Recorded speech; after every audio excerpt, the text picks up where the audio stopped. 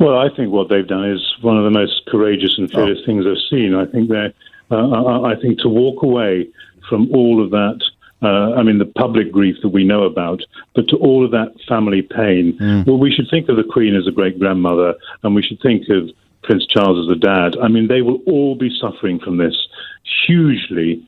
And Harry has chosen to walk away from all of that to protect his wife and his children. And I think that you've got the analysis of the media totally right, that the angriest media is from the angriest people, or the people feeding Mr. and Mrs. Angry. But I think all of us need to look at ourselves and think of this as a family that's been blowing itself apart, probably no more seriously than many families are going through or have gone through and haven't been able to walk away. But we're thinking of these, if we think of them as human beings, as sons and daughters and sisters-in-laws and mother-in-laws and great-grandmothers and great-grandfathers, our hearts should be bleeding for these two.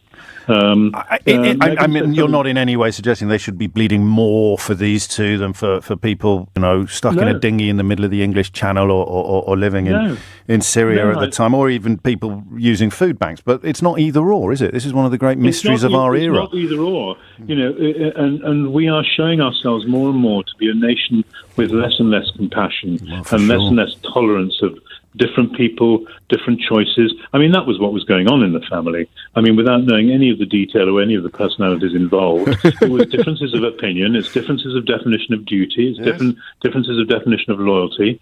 And for Meghan, what she was being asked to become was completely impossible for her to be who she really was. It was "Can you protect us" as well that resonated with me, or we just wanted some help. We wanted some protection. Can you help me? No. Because what we're being exposed to is different from what everybody else has been exposed to. So the fact that we're getting less help and support is the argument they made. It actually makes sense of everything. But if you don't understand, then you are much more easily manipulated into a kind of unfocused anger, aren't you, or into indignation? Well, and we see this with every rabbit hole and conspiracy theory going. The anti-vaxxers, the anti-maskers, the Bill Gates theorists. I mean, the sensible, intelligent people get hooked up in this because they're only exposed to their own bubble and they're terrified of being wrong. I guess we are all terrified of being wrong at some stage in our life, but what I saw... Well, some of us less than others. Well, no, some of us have written a book about it, Adrian, but no one likes a self-publicist. And I've read them both. I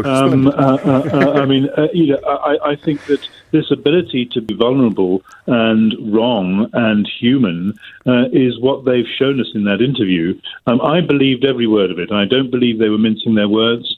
They did announce at the beginning of the interview that they weren't being paid for it. They want to get their version of events on the record, and they want to get their version of events on the record to appeal to the reasonable, sensible, rational, nuanced thinkers in society, which are fewer and fewer and fewer.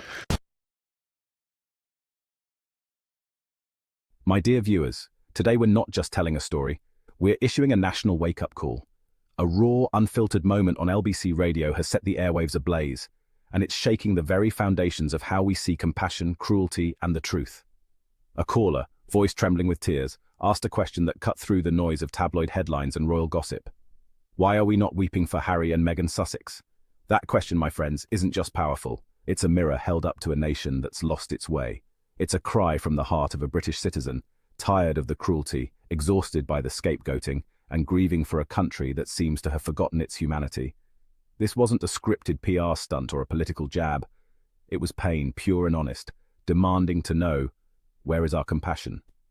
Today we're diving into that question, peeling back the layers of media manipulation and confronting the uncomfortable truth about how Harry and Meghan Sussex have been treated, and why this moment is a turning point for us all.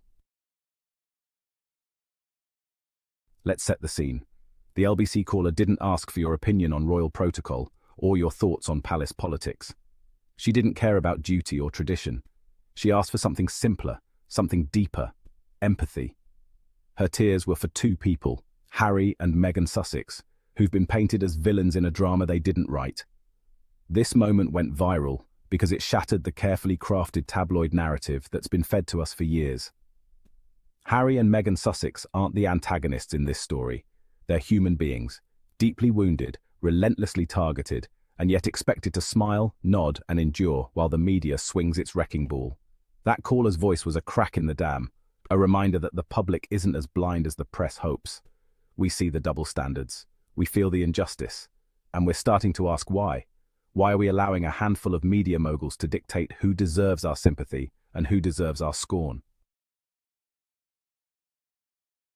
Let's rewind and face the facts. Harry didn't walk away from duty. He ran toward love. He chose his wife, his children, and their safety over a system that failed to protect them. Meghan Sussex didn't break the monarchy. She refused to let it break her. When she sat down with Oprah and said, "I'm not okay," it wasn't a performance. It was a plea for survival. A black woman, pregnant and vulnerable, stood up to an institution and a press that hounded her from the moment she stepped into the spotlight. And what did she get in return? Headlines weaponized against her, commentators spewing venom, smear campaigns exported like British tea, packaged with dog whistles and dressed up as journalism. The press didn't just report on Meghan Sussex, they waged war. They dissected her every word, her every gesture, her very existence, fueled by a bitterness that cannot stand to see a black woman succeed, shine, and speak her truth. This wasn't a family dispute gone public, it was a fight for survival. Harry and Meghan Sussex's story is about a husband who listened when his wife said she was drowning, a couple who dared to prioritize their mental health and their children's future over a gilded cage. That alone should have moved the hearts of a so-called compassionate press, but instead, we got cruelty dressed up as coverage. Tabloids called her exotic, questioned her baby's skin tone, and mocked her pain while she battled suicidal thoughts.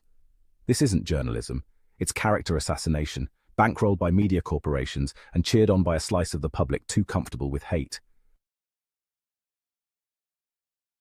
And yet, through it all, Harry and Meghan Sussex's humanity shines through. You heard it in the raw honesty of their Oprah interview. You felt it in the vulnerability of their Netflix docuseries. And you saw it, undeniably, in that recent Instagram video Meghan Sussex posted, glowing with joy, resilience, and, well, defiance. It's going viral, by the way, and it's dismantling the haters' narrative one frame at a time. Imagine the frustration in those tabloid offices right now. Picture the columnists scrambling to spin this moment while their echo chambers of online trolls scream into the void. And Meghan Sussex, she's flourishing. Harry, he's standing tall. Their star isn't just shining, it's blazing brighter than ever. The press tried to bury them, but they forgot one crucial thing. You can't kill what refuses to shrink. Meghan Sussex isn't shrinking. Harry isn't retreating. They're rising again and again, proving that love, truth, and resilience are stronger than any headline. To those who still shout, they're privileged, they shouldn't complain, I have a question. Since when did privilege erase pain? Since when did a palace shield anyone from trauma? If anything, Harry and Meghan Sussex have used their platform not to hide, but to confront. To shine a light on everything wrong with royal tradition, media toxicity, and a society that's grown far too comfortable with cruelty. This LBC moment isn't just a viral clip, it's a reckoning. It's a reminder that the people are waking up. That callers' tears weren't an anomaly, they were a breaking point. They were the voice of millions who are tired of the double standards, tired of the hate, tired of a media that profits by dividing us. The press elite, the columnists selling poison for pennies, need to hear this. Your time is running out. Every dog whistle headline, every smear disguised as concern, is being met with louder voices, with facts, with truth. Harry and Meghan Sussex's story isn't an escape, it's a confrontation. It's a demand for change, a mirror held up to a nation that must decide whether it stands for compassion or cruelty. And it's a call for us, the viewers, to stop feeding the machine, to stop clicking on the hate, to start demanding accountability from those who've made a fortune off division. My dear viewers, this is our wake-up call. We've watched too long as the media pits brother against brother, woman against woman, truth against lies. We've seen Harry and Meghan Sussex vilified, not for their actions, but for their courage to live authentically. That LBC caller's tears weren't just for them, they were for all of us, for a world that's forgotten how to care. But we can change that. We can choose empathy over envy, unity over division, truth over tabloids. If you're as tired as I am of the cruelty, the hypocrisy, the crocodile tears of a press that claims to inform but only inflames, then join us. Hit that subscribe button, share this video. Let's amplify the voices calling for justice, for Meghan Sussex, for Harry, for every person who's been torn down by a system that thrives on their pain. Together, we can drown out the hate with a chorus of compassion. Let's make this moment the start of something bigger. A movement for truth, for accountability, for a world where no one has to ask, why are we not weeping? #justice for Meghan Sussex. #accountability for the media.